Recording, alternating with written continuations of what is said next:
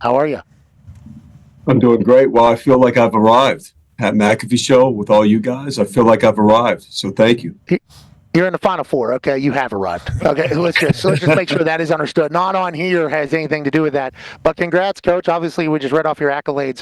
And before we get to the team, and I'm sure the boys will have some, college hoops question and this team question. For me, I just want to go back to the White Mike story. This is how I was introduced to you. Okay, I just want to let you know that I was introduced to your greatness via a story being told about how, yeah, Jon will come down into Chicago and there'll be people that'll be walking to go watch this dude, White Mike. And then obviously you had some time in the league, you get injured, everything goes, and you become a coach. But growing up, you were the guy, is national champion at Duke. Whenever you think about that perspective, how much has that helped you in either recruiting or in coaching, or how much do you lean on being that dude that you were for so long now in your coaching world, Coach? Well, you know what, Pat? I think the biggest thing for me is, I had to get outside my environment growing up.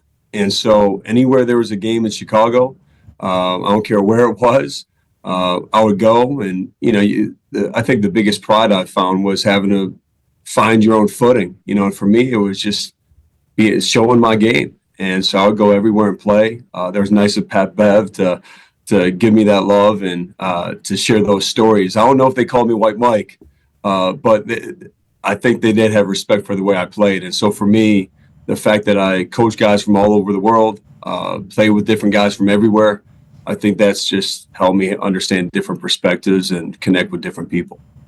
Well, I think they did call you White Mike, and I think that type of hype is something that you have to have a lot of confidence to have being kind of said about you. And speaking of confidence, following in Coach K's foot, like that is putting on those boots at that school. I mean, it's Krzyzewskiville outside. I think his office is there. It's like everything is Coach K. He's USA coach. So whoever was going to come in there afterwards had to be a very confident individual. Feels like you've been able to do it, but also in your own way. Do you feel that way? Do you think your team is vastly different than maybe a Coach K team? Yeah, well, I think I just had to accept right away the comparisons are going to be there, but really come to terms with. I didn't have to come to terms. I knew right away I'm not Coach K. Nobody else is. And so I found just great confidence in who I am as a person. Understand you're not going to bat 1,000. I wish you were, but there's decisions you can make along the way that aren't perfect. And to be able to keep that confidence, to be able to be authentic to who you are, to me is the most important thing. And so I think for our players, they understand I'm not trying to be anybody different. I am who I am. And I think there's a lot of great things to it. I'll tell you this, though. I think we're playing modern way, modern basketball, the way we share it, the way we, play with pace and how versatile our team is, I think is really the way the game should be played and just the modern way of playing right now. Yeah, Jon, big UConn guy here, UConn alumni. We went through the last couple tournaments, last tournament, pretty dominant. So we didn't have a lot of close calls. You guys haven't had many close calls, or either one kind of close game with Arizona. Does that worry you at all going into this Houston matchup? And what are the biggest, challenges facing this Houston team? Well, I think, first of all, when you talk about close games, I think it shows a great killer instinct when during the game, there's going to be different inflection points where it can either be, you think about Arizona, it was, a 7-8 point game.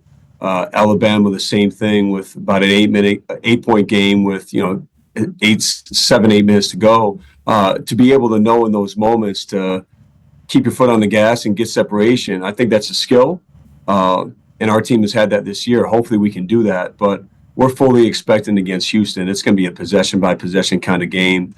My first year coaching, we get one scrimmage to go against anybody. I wanted to scrimmage Houston.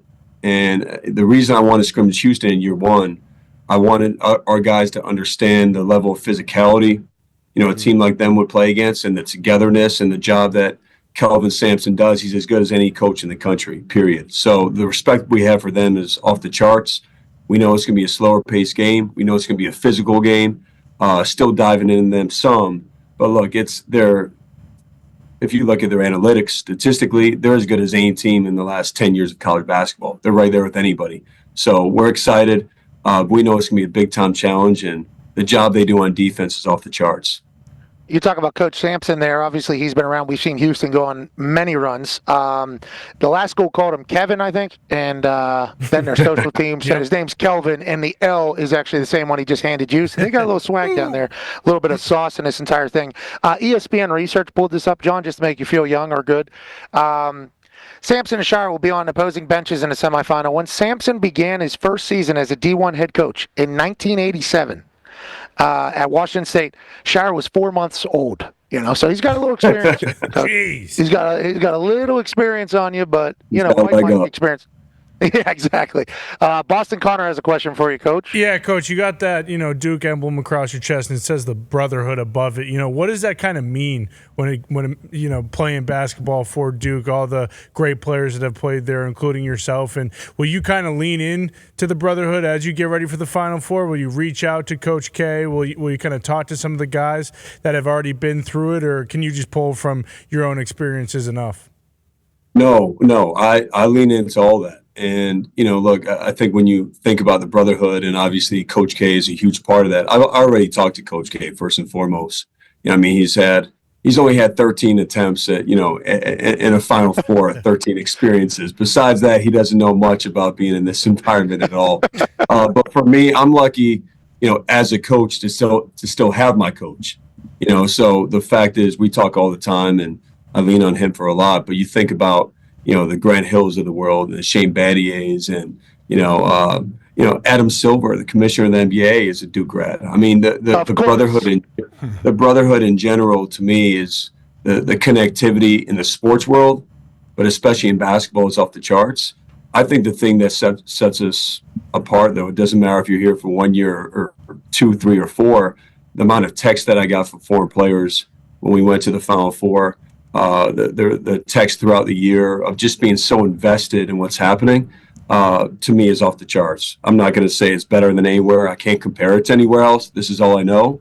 But the passion to me is incredible that I feel from our former guys.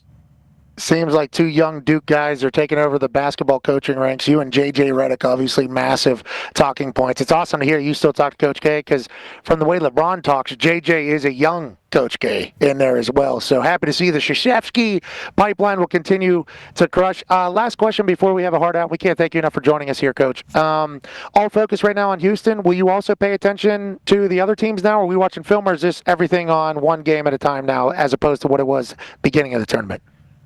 I'll let our staff take care of that. For me, it's 100% Houston, just like it's been every step of the way. AJ, to your question, it's been what's next, finishing what's right in front of us, and then going from there. All right. Well, Coach, good luck. We can't thank you enough for joining us, man. Thank you, fellas. Appreciate you guys. You're the best, ladies and gentlemen. Coach Jon Scheyer. Oh. I'm about, I appreciate him coming in and saying, "Oh, now I've made it. I'm on this show." I do appreciate that, because the guy's in the Final Four. He's a young lad. He had to take over for Coach K at a Duke, team that in AJ you watched growing up. Obviously, D-Bone was in Illinois. You were in Ohio. There's people in Pennsylvania. The Duke brand was the Duke brand because of their basketball team. And he started rattling off some of the X's. You could continue those names on and on and on. It's like it is a brand. There is an expectation.